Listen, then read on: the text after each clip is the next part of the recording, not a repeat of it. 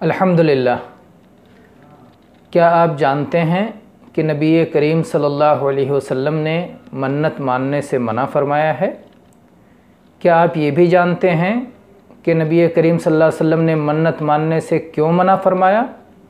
देखिए, सहीह मुस्लिम हदीस नंबर 1640 नबी सल्लल्लाहु अलैहि वसल्लम ने फरमाया, ला तंज़िरू, मन्नत मत माना करो, फ़इन्नन नज़र ला युग़नी मिनल क़दरि शैआ, क्योंकि मन्नत मानने से तकदीर के फ़ैसले पर कोई असर नहीं पड़ता।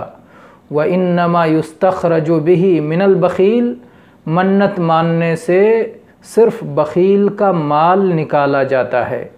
इस माने की हदीस सही बुखारी में 6609 नंबर पर भी मौजूद है और 6694 नंबर पे भी मौजूद है। हम अल्लाह के बंदे हैं, हमें शर्त लगाए बग़ैर अल्लाह की राह में ख़र्च करना चाहिए।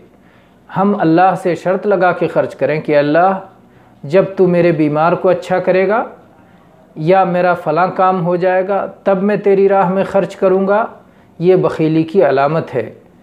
इससे हमें बचना चाहिए। अल्लाह की राह में यूँ ही ख़र्च करते रहना चाहिए कि अल्लाह तबारक व तआला का फ़ज़ल व करम हम पर होता रहे, हम उसकी इताअत करते रहें और उसका फ़ज़ल व करम हम पर होता रहे।